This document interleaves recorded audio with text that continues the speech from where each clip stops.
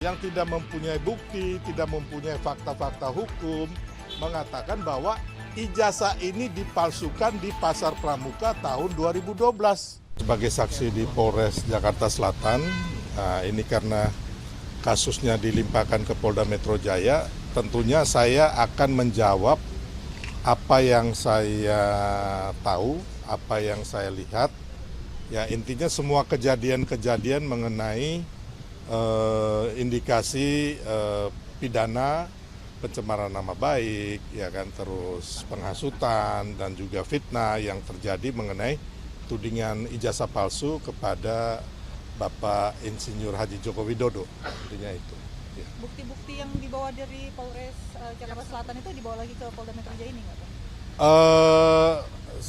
Saya belum tahu ya, tapi kelihatannya bisa jadi sebagian dibawa atau nanti minta dilengkapin lagi ya.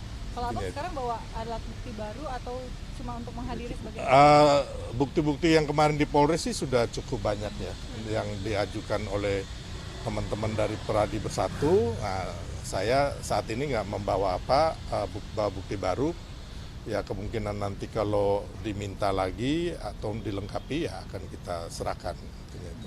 Pak, ini kan dari 6 laporan, 4 diantaranya sudah masuk ke penyidikan tapi belum dilengkapi. Ada bisa ditambah? Ya. Ya, saya pikir sebenarnya isu ijazah palsu dan juga isu pemaksulan ini udah game over ya, udah selesai ya kan. Tinggal kita lihat drama-drama dan telenovela yang akan terjadi mulai nanti penyidikan, terus ditetapkan para tersangka, mungkin lebih banyak dari 5 nih, ya kan. Nah, itu kewenangan penyidik. Setelah itu nanti ada terdakwa dan juga narapidananya siapa gitu loh. Jadi karena apa? Karena kalau saya sebagai masyarakat juga, ya kan, termasuk juga saya orang hukum juga, yang saya lihat bahwa tudingan terhadap ijazah palsu ini bukti-buktinya dari pihak yang menuding atau pihak yang menggugat ya, itu nggak ada sama sekali ya. Sampai hari ini, dari awal sampai hari ini, saya meyakini bukti-bukti itu nol besar. Kenapa nol besar? Karena ini kan hanya drama dan narasi yang dimainkan. Contohnya, yang mereka teliti itu apa? Ya kan? Selama ini kita ini sebenarnya lupa bahwa yang diteliti itu bukan ijazah palsu yang original atau ijazah asli. Tapi yang original juga kan, ya kan? Yang diteliti itu adalah semacam foto atau kopian di sosial media yang di-upload digital, dan ini nggak bisa jadi objek penelitian. Mau pakai peneliti hebat dari manapun udah nggak bisa. Sedangkan kita lihat bahwa penelitian yang ada di Bareskrim, laboratorium forensik itu, yang diteliti adalah ijazah asli Pak Jokowi, ijazah asli nih, ijazah original, ijazah analog, yang hasilnya adalah identik dengan ijazah asli, ijazah analog, dan ijazah original 3 teman Pak Jokowi. Ya. Terus yang kedua, dari pembuat ijazah, yaitu yang mengeluarkan ijazah UGM, ya kan, sudah satu-satunya nih yang mengeluarkan hanya UGM, bukan Roy Suryo, bukan Tifa, bukan Rismon, ya kan, mengatakan bahwa itu ijazah asli. Dan ada lagi satu lagi, ya kan, yang membuat kita tambah bingung. Tiba-tiba ijazah ini ada palsunya 2. Ya, 1 dipalsukan sebelum tahun 2005 ketika Pak Jokowi nyalon wali kota Solo, ya kan? Nah, itu dituduhkan UGM yang memalsukan. Kenapa mereka menggeruduk UGM? Ya kan? Mereka menggugat UGM. Tiba-tiba muncul lagi Bitor Suryadi, entah makhluk ini datang dari mana, ya kan, yang tidak mempunyai bukti, tidak mempunyai fakta-fakta hukum, mengatakan bahwa ijazah ini dipalsukan di Pasar Pramuka tahun 2012. Bukan hanya ijazah, ya kan, termasuk segala macam lah untuk pencalonan gubernur ya. Jadi kan kalau umpama menurut saya, harusnya kalau yang mau dipalsukan hanya sekali.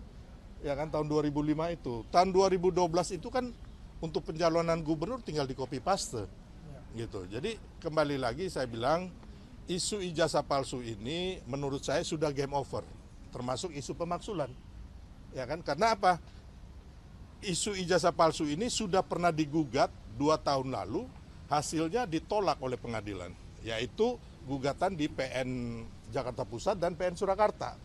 Ya kan? Bahkan ada yang mengeluarkan menuduh ijazah palsu ini sudah dipidana, yaitu Bambang Tri dan juga si Gus Nur, ya kan? Nah, kemarin kawan-kawan ya kan bahwa ijazah gugatan Dumas di Mabes Polri itu sudah kandas dengan sendirinya. Karena satu, nggak punya legal standing, nggak punya bukti-bukti yang valid. Terus yang kedua, gugatan tudingan ijazah palsu yang kemarin di Surakarta, di Solo, dan juga di Sleman, itu sudah ditolak atau NO. Ya. Jadi kembali lagi, isu ijazah palsu ini menurut saya udah selesai. Tinggal kita saat ini menikmati drama-drama telenovela, ya kan, baik itu tangis dan tawa yang dilakukan oleh Roy Suryo, Rismond, dan lain-lain. Jadi kepada masyarakat Indonesia, menurut saya ini udah selesai. Tinggal ini bagian hiburan aja, ya kan. Bagaimana saat ini kita kembali lagi sebagai anak bangsa solid untuk mendukung pemerintahan Pak Prabowo dan Mas Gibran untuk Indonesia maju, ya kan. Apalagi kita menjelang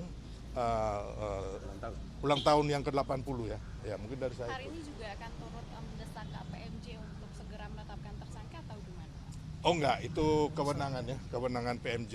Kita biarkan Polda Metro Jaya, jangan sampai ada yang mengatakan bahwa diintervensi. Karena menurut saya tanpa intervensi atau tanpa dorongan kita, melihat indikasi pidana-pidana yang terjadi, fakta-fakta hukumnya, ini nggak ada yang bisa mengelak ini. Kalau menurut saya sih tidak mendahului Tuhan ya, ini udah hampir kalau katanya Roy Suryo 11.000 triliun masuk penjara. Ini ya. Jadi intinya bahwa tanpa kita mendesak ya kan, biarkan saja Polda Metro Jaya memprosesnya dengan baik dan benar. Mari kita masyarakat sama-sama mengamati, sama-sama mengawasi dengan baik ya kan. Jadi tidak ada yang nanti mengatakan bahwa ini dikriminalisasi atau ini sengaja disetting ya kan. Jadi kita serahkanlah kepada Polda Metro Jaya.